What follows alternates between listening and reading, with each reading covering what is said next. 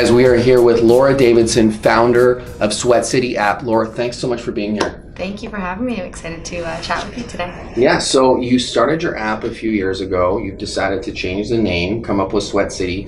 Tell us a little bit about that. Yeah, so originally we launched it was called Whistle App. And, you know, to be honest, I didn't really love the name from the get-go, but part of the team that I had and everything, we decided to settle on something and move forward. And with the amount of change and growth that I've had and experience with myself over the last couple of years and quitting my full-time job and getting into the app business full-time, which I'm sure we'll dive into, it felt appropriate to rebrand and to make it a little bit more relatable to who I am today. All right, so Laura, tell us a little bit about the app and what it does. So sure thing. So Sweat City app is essentially a fitness concierge service in the palm of your hands. So we went after three key features to allow our users to get that full experience of fitness. So we allow you to connect one-on-one with people that are looking for a workout partner. So that's swiping and matching feature that's in the application. The second feature is a map that shows you local businesses in your area. So anything from gyms and studios to food, apparel, wellness stores, supplement stores, basically where to go and what to do in your city and how to live that healthy life. And the third piece is connecting you with local experts. So be it your ability to find local trainers, nutritionists, sports medicine doctors. We're adding in a mental wellness category as well to connect that sort of mental health piece into fitness, which I think is really important. Yeah, so why Sweat City? Give us a little story on that. So in 2017, January 2017, I started my personal fitness blog called My Sweat Story. Yeah. And basically started that to publicly commit myself to a 3-month workout ebook and transformation, if you will. I was sick and tired of doing that sort of yo-yo workout, health and wellness lifestyle where I'd work out for a bit and then I'd fall off and then I would, go and live unhealthy and then come back and I wanted to commit to something. So I started this personal blog just to talk about my struggles and keep myself accountable, that obviously in conjunction with Instagram. So then after, now that's been about 1.5 years and I just felt that the app needed a rebrand as well. And we gave it a whole new name, so now it's called Sweat City. It kind of goes with my sweat story and kind of becoming this little bit of a sweat company or so. And do you have a backstory with fitness? Are you really big into fitness yourself? Give us a little bit about that. I was always athletic growing up. I always played sports. I was definitely into fitness in that sense. Not so much into actually lifting weights and things like that, but as I've gotten older and things become a little harder, as hangovers last a little longer, you realize that health and wellness is a huge and driving factor, an important piece of life. And so for me, that was more or less the reason. And I just wanted to be healthier and look better and all of those sort of key things. Yeah, and how's the feedback been so far from the people using the app? Everything from the app has been great, from that as well as my personal channel and Instagram and my blog. I've reached a lot of women, which is really cool, and I just know that from seeing my audience change and everything like that through social media. But it's just been great to connect with so many more people. I've learned so much about the fitness industry in Toronto, which is obviously where I live. So it's been amazing to grow in that sense and really connect with and see how much is actually available to you. Are you the sole owner of Sweat City, or? I am. I'm the sole founder. Yeah. Wow. So wow. I've been doing the whole thing myself and financially supporting it myself, everything so far. So it's been a bit of a grind, but I think that's part of the whole startup culture and what it has to be. Right. And how many people do you have working for you now?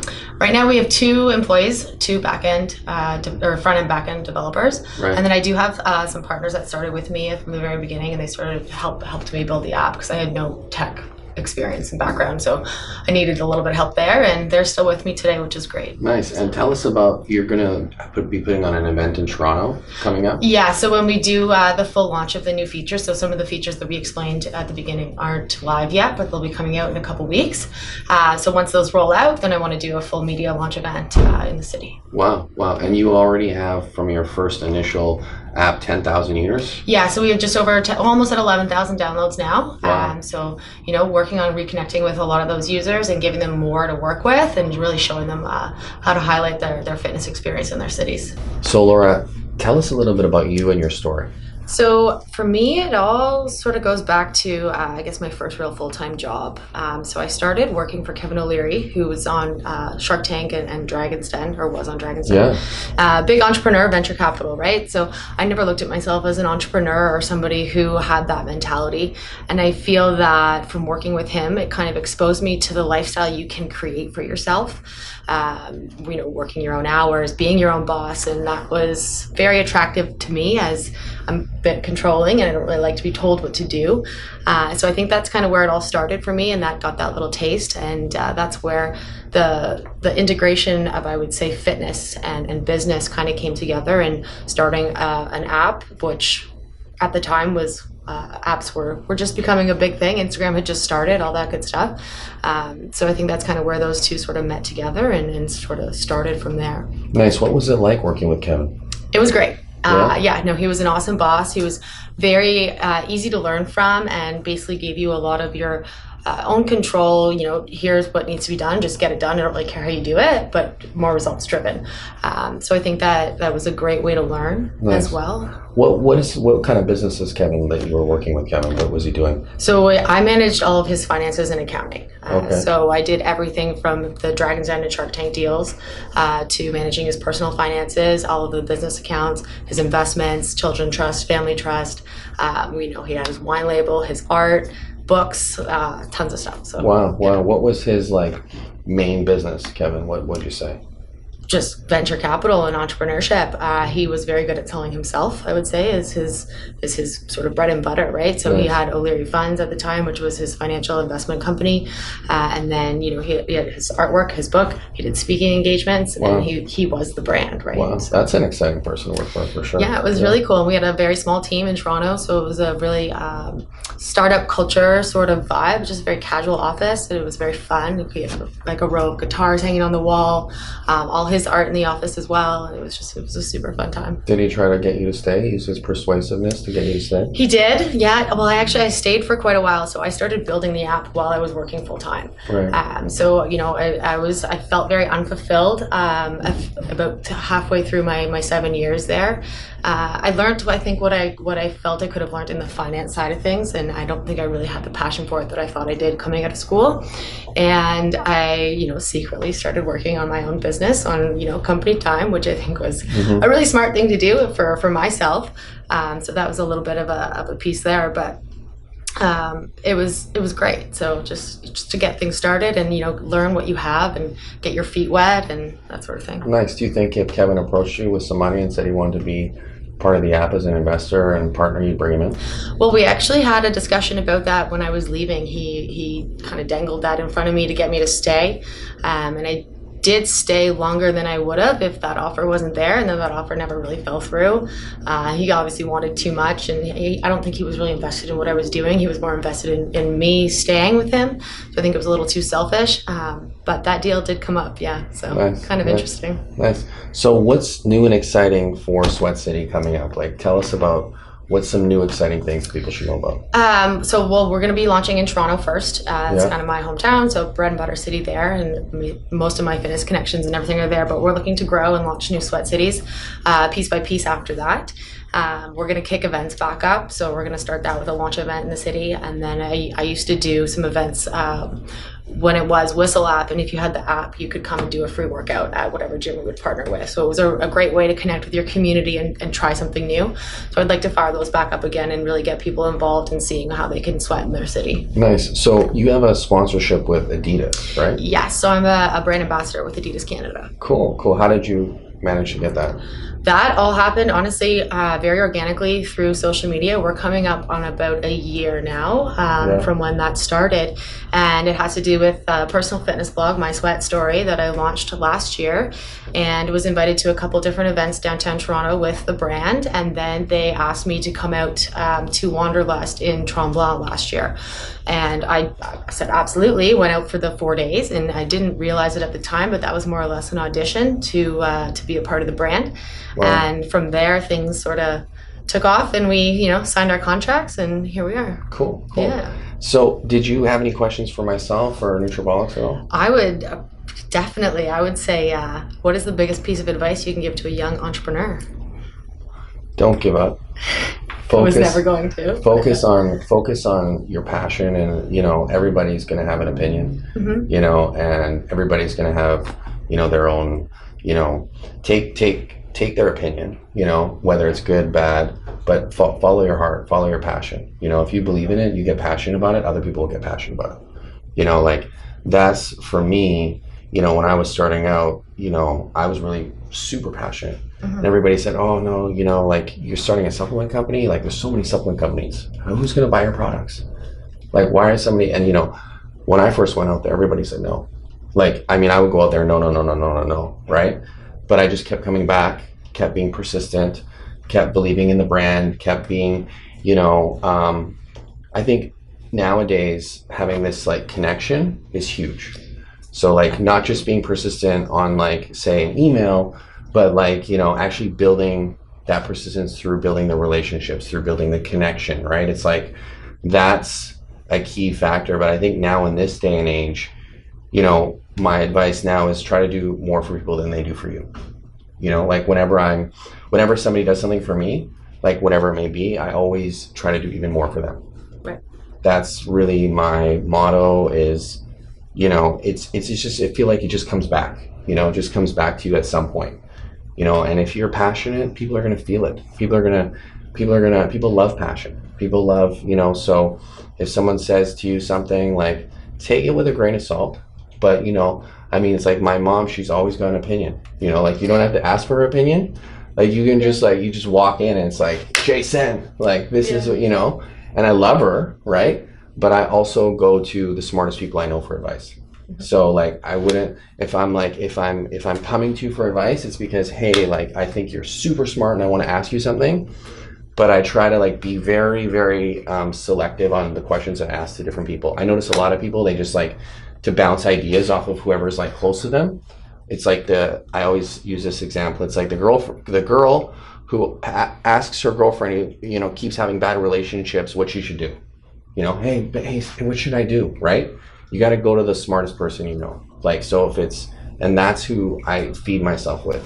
Got it. Do you have any tips for people out there on how to perform? Like, what do you do to perform? What do you do to get in the mindset of, I'm going to do this, I'm going to make this happen? Give us a little bit about that. Definitely. There's definitely a couple of things. So I would say the biggest piece in terms of how I measure my performance is, was I or am I better than I was yesterday? In my opinion, if you're not growing and moving forward or learning from even a mistake, a lesson, or even from something successful, then you aren't moving forward. So that's the biggest piece. And then not setting yourself up for failure, I think, is the biggest thing that I've learned in fitness, in business, everything like that. So if you don't prepare, you're only prepared to fail, more or less. So starting the morning, I like to start it with a simple routine. I always, put the kettle on and do hot water and lemon, go through my emails, get all that kind of those responses out of the way, focus on your day, hit that to-do list, make sure you schedule in your gym time, either connecting with friends that are going to keep you accountable, or having that trainer, whoever it is, or downloading the app and matching with your perfect buddy to find someone in your city, that sort of thing. But stay on track. I always like to go over my to-do list at the end of the day as well and see what I missed. And tracking things throughout the week. So then looking at something at the bigger picture. So this month, maybe this was my goal. Did I hit it? If not, why?